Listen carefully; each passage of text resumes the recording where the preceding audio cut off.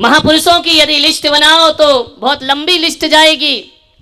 और सबसे ज्यादा महापुरुष इस धरती पर पैदा हुए तो भारत में हुए। लेकिन मैं ये कहना चाहता हूं, एक संदेश देना चाहता हूं आप सभी लोगों के बीच में कि अपने देश में यदि कोई मुझसे पूछता कि कितने महापुरुष पैदा हुए तो शायद मेरा यही उत्तर रहता कि हमारे देश में एक भी महापुरुष पैदा नहीं हुआ है। कोई महापुरुष धरती पर इस भारत देश में पैदा नहीं हुआ है। आप कह सकते हैं ऐसे कैसे हो सकता है? महात्मा गांधी भी महापुरुष थे, स्वामी विवेकानंद भी महापुरुष थे, भगवान महावीर भी महापुरुष थे, छत्रपति शिवाजी महाराज भी महापुरुष थे। लेकिन मैं आपसे कहना चाहता हूं अपने इस वक्तव्य के माध्यम से कि हमारे देश में एक भी महापुरुष ने जन्म नहीं लिया है। जो भी जन्म लेता है वह साधारण पुरुष हुआ करता है। लेकिन एक बात याद रखना, इस देश में महापुरुष पैदा नहीं होते हैं। कोई महात्मा गांधी पैदा नहीं हुए हैं। इस देश में पैदा होते हैं तो मोहनदास करमचंद गांधी पैदा होते हैं। महात्मा गांधी पैदा नहीं होते। महात्मा गांधी तो बनना पड़ता है अपने कर्मों से, अपने सत्कर्मों से। कोई विवेकानंद पैदा नहीं होता धरती पर। धरती पर जब कोई जन्म लेता है तो नरेंद्र हुआ करता है और वही नरेंद्र एक दिन विवेकानंद बन करके खड़ा हो जाया करता है। कोई महावीर पैदा नहीं होते धरती पर, वर्धमान पैदा होता है और वही वर्धमान जब सत्कर्म करता है तो भगवान महावीर बन करके खड़ा हो जाया करता है। कोई छत्रपति शिवाजी पैदा नहीं होते हैं। कोई शिवा जन्म लेता है और आदिल शाही हुकूमत से मुक्ति दिलाकर छत्रपति शिवाजी महाराज का दर्जा पा जाया करता है। मैं आपसे कह रहा हूं महापुरुष पैदा नहीं होते, महापुरुष बनना पड़ता है। ध्यान रखिए, जन्मजात कोई महापुरुष नहीं होता है। राम पैदा होते हैं दशरथ के घर में, लेकिन भगवान राम पैदा नहीं होते। भगवान तो अपने सत्कर्मों से बन करके दिखाना पड़ता है। आप वो सत्कर्म करिए, ना जाने इसमें कौन विवेकानंद बैठा हो, ना जाने इन बच्चों में कौन महात्मा गांधी बैठा हो, ना जाने इन बेटियों में कौन इंदिरा गांधी बन करके बैठी हो। ध्यान रखिए, आपसे मेरा निवेदन है, आपसे यही आग्रह है कि पैदा मत हो, बनने का प्रयास करो। ध्यान रखिए, मेरा जन्म भी एक साधारण परिवार में हुआ है। मैं कोई संत बन करके पैदा नहीं हुआ, लेकिन मैंने अपनी लगन से, अपनी साधना से आज इस पद को मैंने प्राप्त किया है। एक कोई बेटी खड़ी हो सकती है, पीछे बहुत दूर है। कोई भी लड़कियों डरो मत, बेटियों डरो मत, 21वीं सदी है। आपसे एक प्रश्न पूछना चाहता हूँ, कोई भी बालिका खड़ी हो जाए, कोई भी बेटी खड़ी हो जाए ईमानदारी के साथ। बहुत अच्छा, हिम्मत की खड़े होने की। माइक पहुँचाओ। किस में पढ़ती हैं? 12 साइंस। 12th में। एक बात पूछूं आपसे? हाँ। उत्तर दोगी? हाँ। सही दोगी या गलत? सही। सही, बहुत अच्छी बात। सही दोगी तो भी मुझे अच्छा लगेगा, गलत दोगी तो भी मुझे अच्छा लगेगा, नहीं दोगी तो फिर बुरा लगेगा। तो खड़ी हुई हो तो इसका मतलब एक बेटी ने इतनी बड़ी सभा में खड़ी होने की हिम्मत की। जोरदार ताली से उस बेटी का स्वागत होना चाहिए। आपसे एक प्रश्न पूछता हूं कि दिल्ली में एक पूजा नाम की लड़की रहती है, क्या आप उसको जानते हैं? नहीं। क्या वो आपको जानती होगी? नहीं। क्यों? कभी मिले नहीं है। कभी मिले नहीं, इसलिए मुलाकात नहीं हुई, इसलिए हम जानते नहीं हैं। एक प्रश्न और पूछूं? हाँ। आप इंदिरा गांधी से कब मिली? तब मैं पैदा ही नहीं हुई। फिर भी उनको जानती हो? हाँ। झांसी की रानी लक्ष्मीबाई, जानती हूँ। कल्पना चावला, जानती हूँ। इनसे कब मिली हो? मिली नहीं, पर उनके नए कामों से जानती हूँ उन्हें। तो इसका मतलब ये निश्चित हो गया कि मुलाकात से कोई किसी को नहीं जानता। सारी दुनिया आदमी को नाम से नहीं, उसके काम से जाना करती है। हाँ। तो मैं ये चाहता हूँ कि तुम, क्या नाम बताया अपना? तन्वी। तन्वी, तुम अपने जीवन में ऐसा काम करो कि भले तुम पूजा से ना मिली हो, लेकिन ऐसे काम करना बिना मुलाकात के भी लोग हमको जाने। ऐसे जीवन में ऊंचाइयों के महान काम करना। बहुत बहुत आशीर्वाद मैं देता हूँ, बैठ जाइए। मैं यही कहता हूँ, 2 चीज़ें मैंने आपको दिया है संदेश कि कोई महापुरुष जन्म से महापुरुष नहीं होता है, वह अपने कर्मों से महापुरुष होता है। और दूसरी बात, दुनिया हमें नाम से नहीं, हमें हमारे काम से जाना करती है। काम महान होंगे तो दुनिया तुम्हें जानेगी, नाम महान रखने से कोई महान नहीं हो जाया करता है। अरे कभी कभी नाम पुराने होते हैं लेकिन काम इतने महान हो जाते हैं कि वह नाम हजारों लोगों के लिए पूजा का स्थान बन जाया करता है। आपसे यही निवेदन है, काम अच्छे करना जीवन में, कर्म अच्छे करना जीवन में। कर्म अच्छे होंगे तो तुम्हारा जन्म लेना सार्थक और सफल हो जाएगा। मैं इतना ही कहता हूँ, सबके अंधेरों को खगा लो तो कोई बात बने, नए खुर्शीद उगाओ तो कोई बात बने। खुर्शीद का अर्थ होता है सूरज। सबके अंधेरों को खंगालो तो कोई बात बने, नए खुर्शीद उगाओ तो कोई बात बने। वक्त के सांचे में सबको ढलना आता है, वक्त को सांचे में ढालो तो कोई बात बने। वक्त को सांचे में ढालो तो कोई बात बने। ध्यान रखना, आपके माता पिता ने आपको यहाँ पढ़ने भेजा है। हर माँ बाप का सपना होता है, हर स्कूल विद्यालय का महाविद्यालय का सपना होता है। हर माँ बाप चाहते हैं मेरा बेटा पढ़ लिख कर बहुत बड़ा इंजीनियर बने। कोई माँ बाप कहते हैं मेरा बेटा पढ़ लिख कर बहुत बड़ा डॉक्टर बने। कोई कहता है पढ़ लिख कर MBA करे।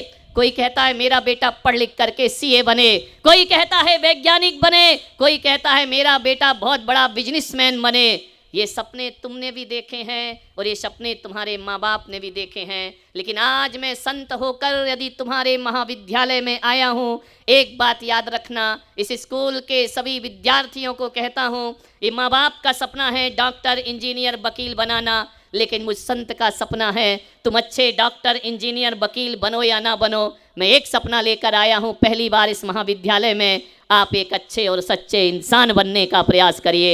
एक सच्चा और अच्छा इंसान 100 डॉक्टर से बड़ा होता है। एक सच्चा और अच्छा इंसान 100 इंजीनियर से बड़ा हुआ करता है। एक बात याद रखिए, माँ बाप का सपना होता है डॉक्टर और वकील बनाने का, लेकिन संत का सपना होता है तुम्हें इंसान बनाने का। एक बात याद रखिए, जब तक इस स्कूल में, इस महाविद्यालय में आप पढ़ रहे हैं, इसे विद्यालय नहीं समझना। ध्यान रखना, ये इंसान को इंसान बनाने की फैक्ट्री हुआ करती है। यहाँ से इंसान इंसान बन करके निकला करता है। ज्ञान बिना इंसान इंसान नहीं बना करता है।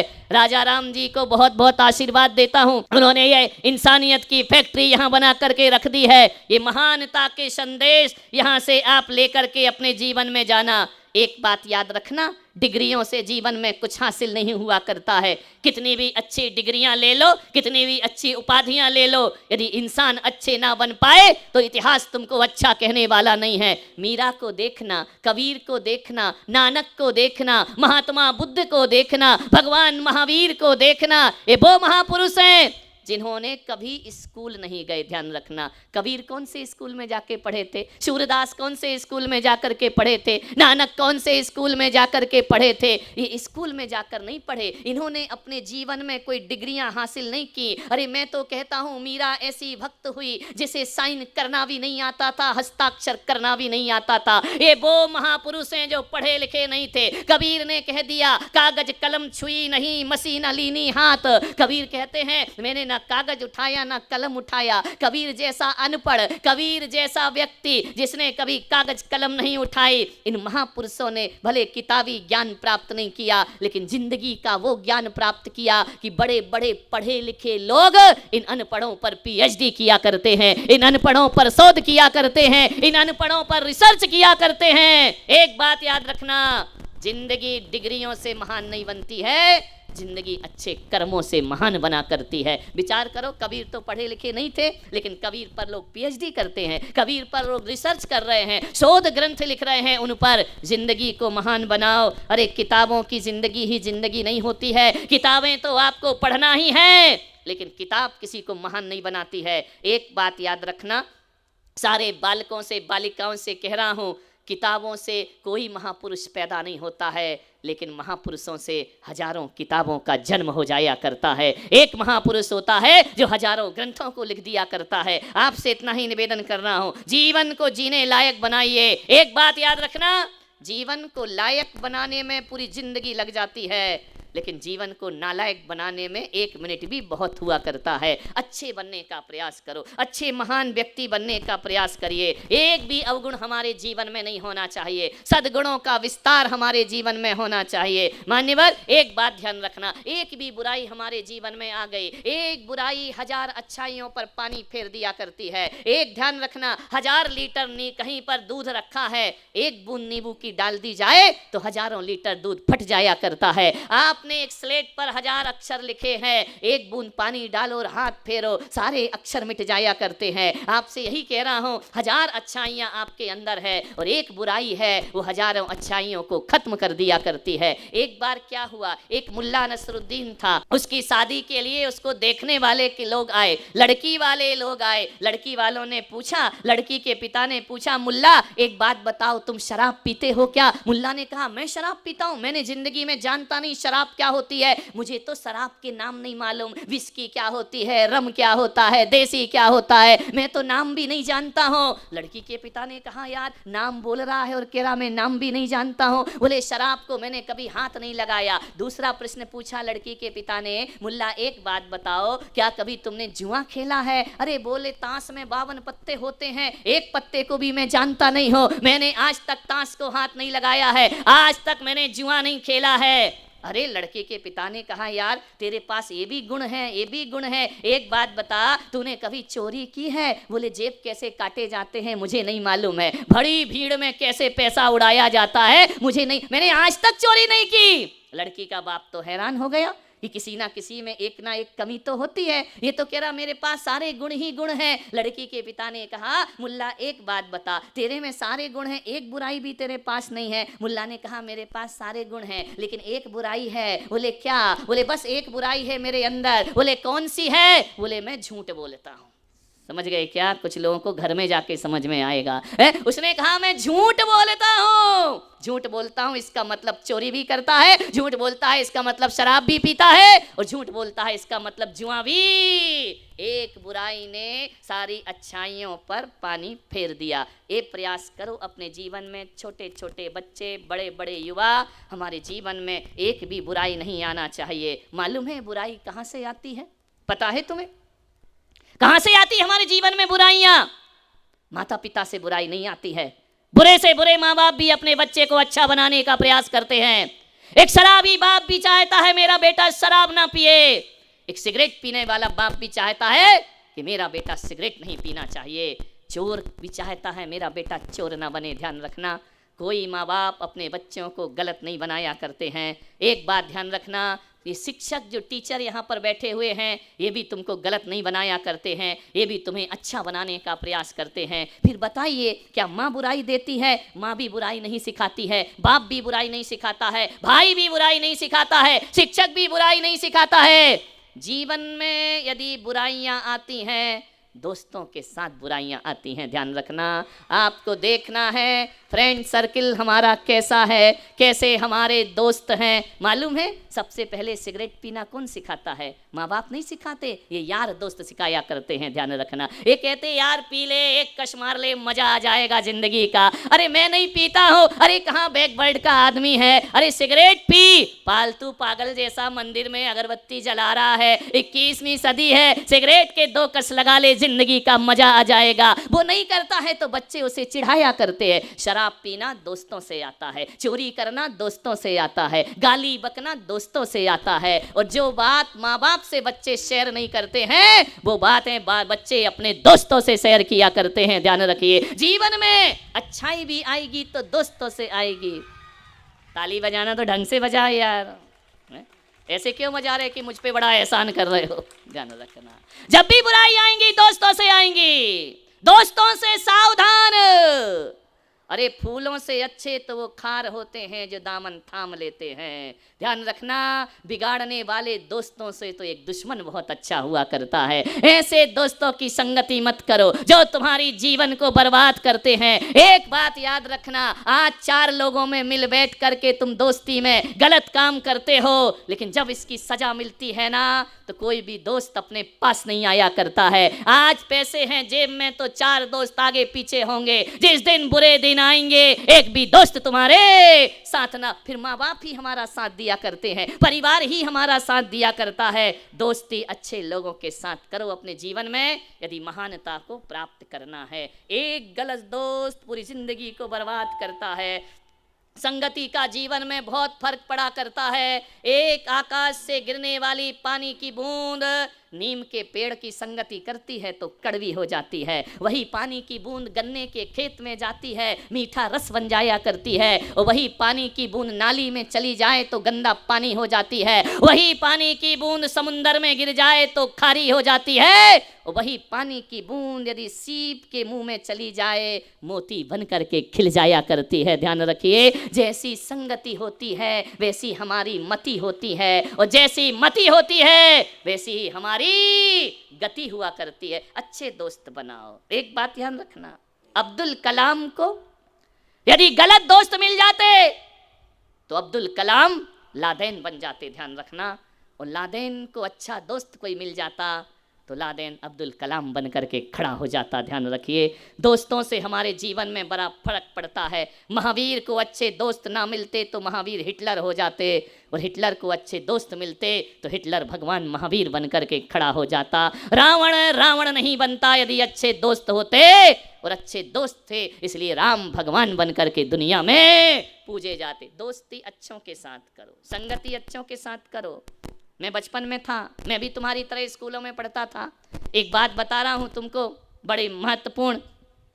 मेरे बचपन में जब स्कूल में पढ़ता था, मेरे एक शिक्षक थे डी भारत, उन्हें मैं हमेशा याद करता हूँ।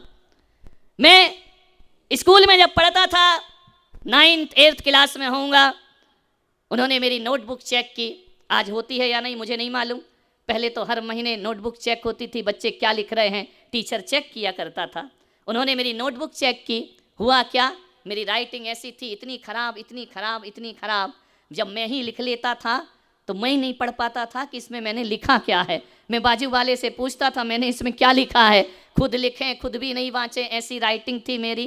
मैं पहले हमारे समय इंक पेन चलता था, ये जेल पेन नहीं चला करते थे, इंक भरवा लेते थे। 2-2.5 रुपए का पेन आता था। वह सफ़ेद शर्ट हमारी स्कूल की यूनिफॉर्म थी। इंक पेन ज़्यादा लीक किया करता था, पॉकेट में लगाओ तो पॉकेट नीला हो जाया करता था। हम जब लिखते थे कॉपी पर, पेन यदि लीक कर दे तो बड़े धब्बे बन जाया करते थे। मेरी कॉपी चेक हो रही है, शिक्षक ने कहा एक तो तुम्हारी कॉपी में राइटिंग ऐसी है कि कोई पढ़ नहीं सकता है, और उसके बाद इसमें स्याही के दाग लगे हुए हैं। उन्होंने मेरी कॉपी ली और फेंक दी। जैसे ही कॉपी फेंकी मुझे बड़ा अपमान लगा, बड़ा दुख हुआ। ध्यान रखना, डंडे के मार से वो दुख नहीं होता है जो अपमान के मार से दुख हुआ करता है। उन्होंने मेरा अपमान किया, और मुझे मालूम है मैं बचपन से जिस स्कूल में पढ़ता था ना तो लड़के लड़की एक साथ पढ़ा करते थे। अब किसी लड़के की बेइज्जती हो, लड़कियां जोर से हंस दें तो सबसे ज़्यादा दुख तो तब होता है, टीचर के मारने का दुख नहीं होता जितना इनके व्यंग्यवाण का दुख हुआ करता है।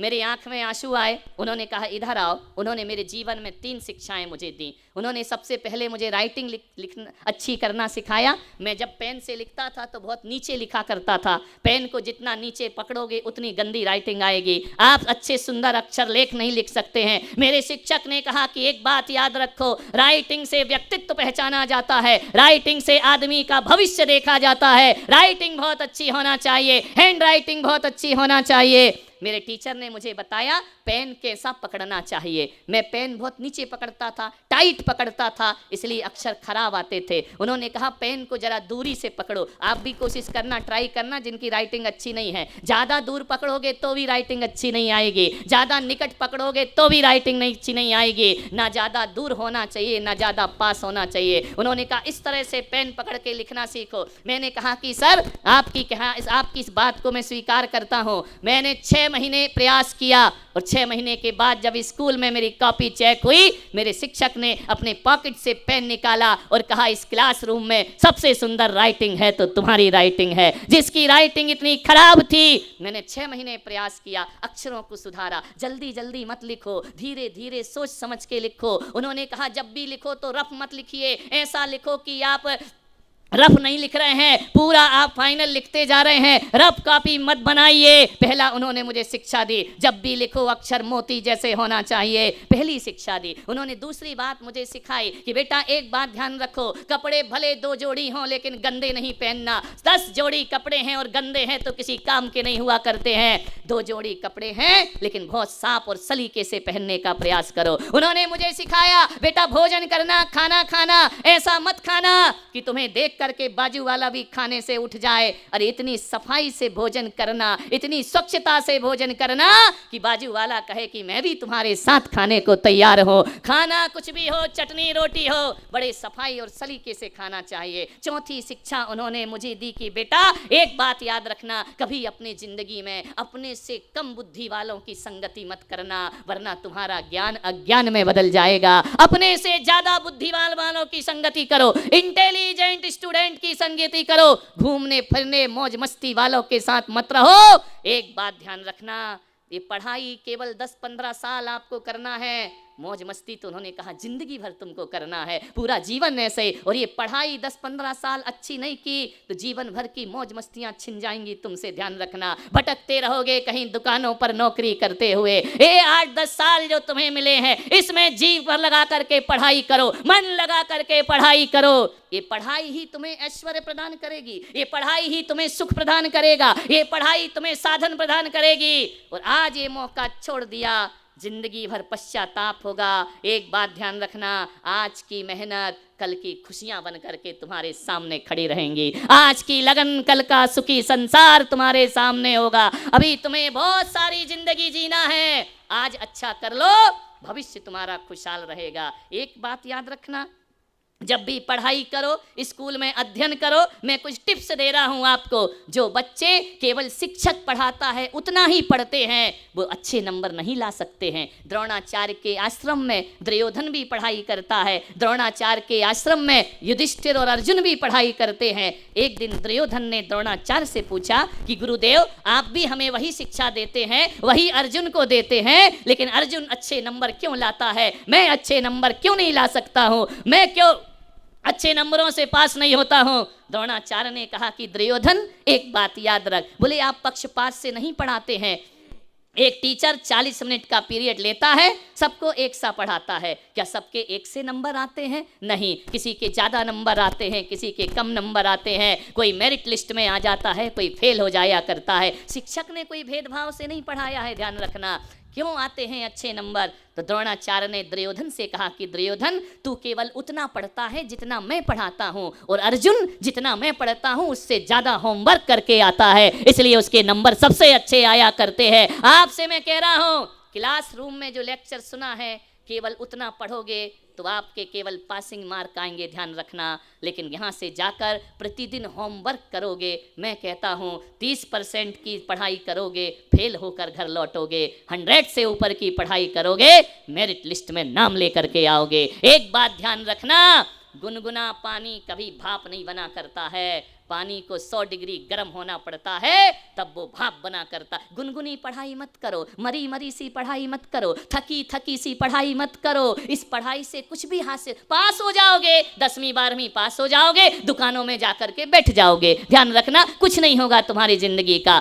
जो वो लोग महान होते हैं जो अच्छे नंबर लाते हैं, मैं यहाँ के कॉलेज के बच्चों से इतना ही कहना चाहता हूँ, जब यहाँ से निकल के तुम बाहर जाओ, कोई आपसे पूछे कौन से स्कूल में पढ़े हो, ध्यान रखना कुछ बच्चे ऐसे होते हैं जो स्कूल से जाने जाते हैं और कुछ बच्चे ऐसे होते हैं जिनसे स्कूल जाना जाता है। ध्यान रखिए, मैं आपसे आग्रह करता हूँ, तुम्हारी पहचान ये विद्यालय नहीं होना चाहिए। तुम ऐसा जीवन जमाओ कि तुमसे विद्यालय जाना जाना चाहिए कि हम उस विद्यालय में पढ़ लिख करके बड़े हुए हैं। आप ध्यान रखना, माँ बाप के नाम से पहचान मत बनाओ, अपना ऐसा जीवन जियो कि तुम्हारे नाम से तुम्हारे माँ बाप का नाम रोशन हो जाए जिंदगी में। ऐसी अपनी जिंदगी बनाने का आप प्रयास करिए।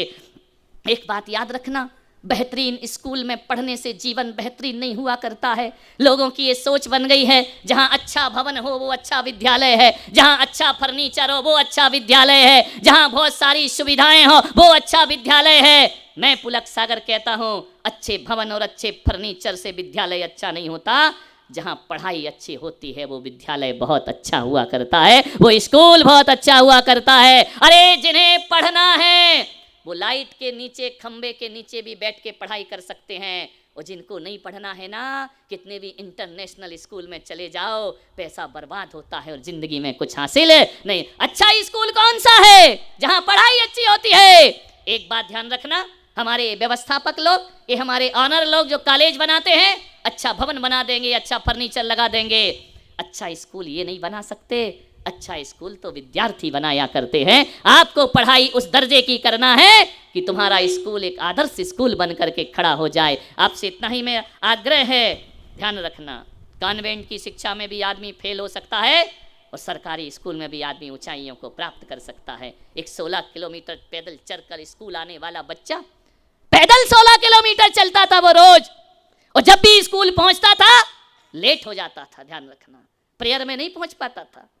क्लास टीचर उसे रोज सजा देते थे, क्लासरूम में आने की जरूरत नहीं है, क्लास के बाहर बैठे रहिए। वो बच्चा बाहर बैठ के पढ़ाई करता है। ध्यान रखना, गरीब है, निर्धन है, फटे कपड़े पहनता है, पैरों में पदत्राण नहीं है उसके, 16 किलोमीटर भागकर स्कूल पढ़ने आता है। एक दिन क्लास टीचर ने उसे क्लासरूम के बाहर खड़ा कर दिया। 40 मिनट का पीरियड समाप्त हुआ। जैसे ही टीचर बाहर निकले क्लासरूम से, उस बच्चे की कॉपी को देखा, सारे सवाल हल किए थे उसने कॉपी में, जो ब्लैक बोर्ड में दिखाया जा रहा था।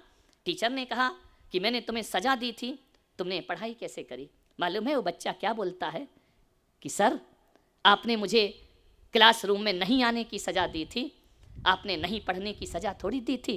जिन्हें पढ़ना है ना, वो क्लासरूम के बाहर बैठकर भी पढ़ सकते हैं, और जिन्हें नहीं पढ़ना है वो अंदर बैठकर भी पढ़ाई नहीं कर सकते हैं। ध्यान रखिए। टीचर ने उस बच्चे का हाथ पकड़ा, उसकी पीठ थपथपाई, उस बच्चे को लेकर क्लासरूम के अंदर आए और क्लासरूम के बच्चों से कहा कि देखो, ये बच्चा भविष्य का होनहार बच्चा नहीं बनेगा तो क्या कौन बनेगा? ये बाहर रहकर भी पढ़ाई कर रहा है, ये कह रहा है कि चेयर पर बैठूं या धरती पर बैठूं, मेरी पढ़ाई में कोई फर्क नहीं पड़ा करता है। मालूम है वो बच्चा कौन था? वो बच्चा आगे चलकर देश का राष्ट्रपति KR नारायणन बन करके खड़ा हो जाया करता है। देखिए, जिसके पास कुछ नहीं था, 4 आने भी जिसके पास नहीं थे, 20-25 पैसे लेकर स्कूल जाता है एक बच्चा। नदी में बाढ़ आ जाती है, नाव पार कैसे करूंगा? नाव वाले को पैसा दूंगा तो खाऊंगा क्या? गरीब निर्धन बच्चा, मालूम है, भरी एक अपने दोस्त को पुस्तक देता है, बैग नाव से वहां पहुंचा देना, खुद उफनती नदी में कूद जाता है, तैर करके पार होता है। एक निर्धन बच्चा जिसके पास चाराने केवल खाने के लिए है, वह खाने के लिए बचाता है, नदी में कूद कर उस पार पहुंचता है। मालूम है वो बच्चा कौन है? देश का पहला देश का प्रधानमंत्री लाल बहादुर शास्त्री बन करके खड़ा हो जाया करता है। साधनों से शिक्षा नहीं मिलती है, ध्यान रखना, सुविधाओं से शिक्षा नहीं मिलती है, शिक्षा तो मेहनत से मिला करती है। एक बात याद रखिए, अपनी जिंदगी को समझना है, जिंदगी को सार्थक करना है,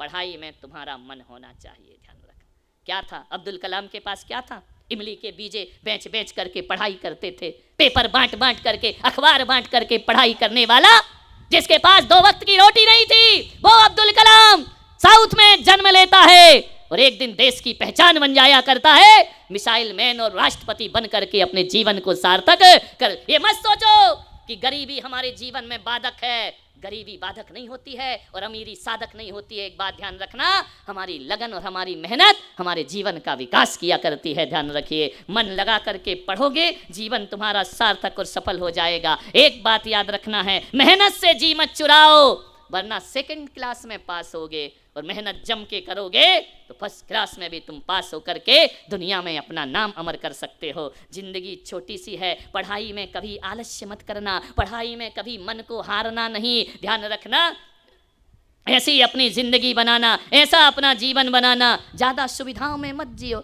एक बच्चे को मैं जानता हूँ, एक आदर्श बच्चा, मेरा भक्त है, उसका जन्मदिन आया। जैसे ही जन्मदिन आया, उसने केक काटा, उसके पिता ने उसको 1 लाख रुपए का आईफोन दिया उसके गिफ्ट में जन्मदिन पर। बच्चे ने कहा कि पापा, क्या आप सचमुच मुझे बहुत प्यार करते हैं? बोले, बेटा तू मेरी इकलौती संतान है, मैं तुझे बहुत प्यार करता हूँ, देखना तेरे लिए कितना महंगा उपहार लेकर आया हूँ। 10th क्लास का बच्चा, आईफोन पिता दे रहा है 1 लाख रुपए का। बच्चे ने कहा, पापा आप सचमुच मुझे प्यार करते हैं? बोले, मैं बहुत प्यार करता हूँ। तो बोले पापा मेरा एक कहना मानो, मुझे जो तो आपने गिफ्ट दिया है ना, बोले हाँ, तो बोले ये गिफ्ट एक काम करो इसको वापस कर दीजिए। अरे बेटा तुझे फोन नहीं चाहिए, मुझे मोबाइल तो चाहिए पापा, मोबाइल बिना मैं पढ़ाई भी नहीं कर सकता हूँ, लेकिन आपसे एक निवेदन कर रहा हूँ, आज मेरा हकीकत में जन्मदिन मनाना है, आज मेरे को हकीकत में अच्छी गिफ्ट देना है पापा। 1 लाख के फोन से भी बात कर सकता हूँ और 20,000 के फोन से भी मैं बात कर सकता हूँ, बात ही तो करना है ना, आप मेरे को फोन का यूज ही तो करना है। बेटा क्या चाहता है? बोले पापा ये फोन वापिस कर दो, मुझे 20,000 का फोन ला कर दो, और जो 80,000 रुपए है ना वो मेरे बच्चों के, मेरे स्कूल के गरीब दोस्तों को दे दो, वो अपनी फीस नहीं दे पाते हैं, अपनी पढ़ाई नहीं कर पाते हैं। कोई बात नहीं पापा, मैं 20,000 के मोबाइल में जिंदगी जी लूंगा, लेकिन 80,000 मेरे दोस्त को दे दिए, ध्यान रखना उसका पूरा जीवन बन जाया करता है। मैं आपसे कह रहा हूं केवल अक्षरों का ज्ञान प्राप्त मत करो, अनुभव का ज्ञान प्राप्त करो, जिंदगी जीने का ज्ञान प्राप्त करो। ज्ञान वो नहीं है तुम पढ़ लिख करके क्रूर हो गए, किसी को भूखा देखकर तुम्हारे मन में दया आती है या नहीं आती है, किसी प्यासे को देखकर तुम्हारा मन द्रवित होता है या नहीं होता है, किसी के दर्द को देखकर तुम्हारी आंखें भीगती हैं या नहीं भीगती हैं, अरे किसी जरूरतमंद को देखकर तुम्हारे हृदय में करुणा आती है या नहीं आती है। यदि नहीं आती है ना तो इन किताबी ज्ञान से जिंदगी महान नहीं होगी। ध्यान रखना, किसी की तड़फन देखकर हमारा हृदय सिहर उठे, किसी का दर्द देखकर हमारी आंखें भर आना चाहिए, किसी की पीड़ा देख करके हमारे मन में दर्द पैदा हो जाना चाहिए, तो समझना हमने जिंदगी का कुछ किया है। एक बात ध्यान रखिए, कभी कभी ऐसा हो जाता है, अंतिम बात कहकर समाप्त करता हूं, आपको जाना भी है, एक बात मैं आपसे निवेदन करना चाहता हूं,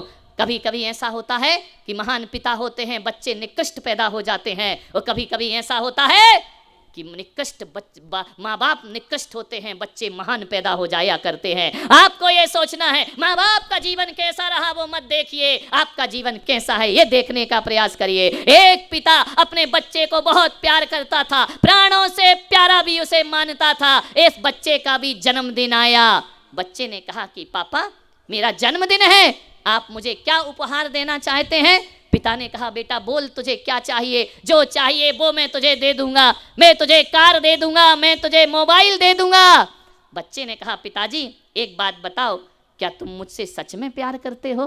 पिता ने कहा बेटा बहुत प्यार करता हूँ, इकलौती संतान है, तेरे से अच्छा बेटा मेरा कौन सा होगा, ये जो दौलत कमाई है वो तेरे लिए कमाई है, ये जो मेहनत कर रहा हूँ तेरे भविष्य के लिए कर रहा हूँ। बोले पापा मुझे लगता है आप मुझे सच्चा प्यार नहीं करते हैं। अरे बेटा बहुत प्यार करता हूँ। तो बोले सचमुच प्यार करते? बोले हाँ। बोले मेरे सिर पे हाथ रखो। पिता ने सिर पे हाथ रखा, बेटा मैं तुझे बहुत प्यार करता हूँ, तो पापा आज मुझे एक गिफ्ट दीजिए। एक क्या बेटा 100 उपहार देने को तैयार हूँ, तू मेरे दिल का टुकड़ा है। बोले ये सब बातें मत करो पापा, एक उपहार मुझे दे दो। बोले क्या? बोले एक वचन मुझे दे दो। बोले बोलो बेटा क्या चाहिए?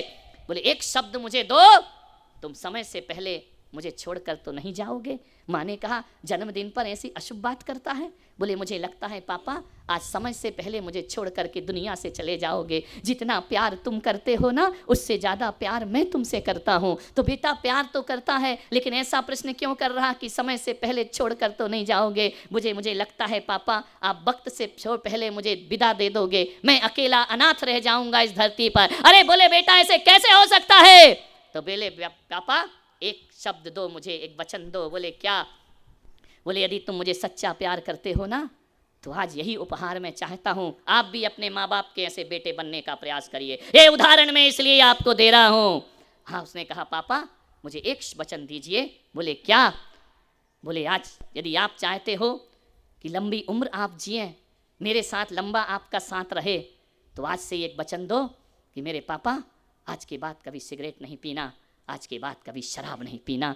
क्योंकि जो शराब और सिगरेट पीता है ना पापा वो उम्र से पहले बच्चों से विदा हो जाया करता है, उम्र से पहले बीमार हो जाया करता है। आज वचन दो, यदि आप सच्चा प्यार करते हैं तो गलत रास्तों पर नहीं जाएंगे। मान्यवर मैं इतना कहना चाहता हूँ, माँ बाप ही बच्चों को नहीं सुधारते हैं, कभी कभी बच्चे भी माँ बाप को सुधार दिया करते हैं। ध्यान रखना, आपके घर में कोई गलत काम होता है उन्हें सुधारने का आप प्रयास करिए। कहीं भी गलतियाँ होती हैं उन्हें सुधारने का आप प्रयास करिए। ध्यान रखना, जिंदगी किताबों में नहीं होती है, जिंदगी सड़क पर भी होती है, जिंदगी बाहर भी होती है।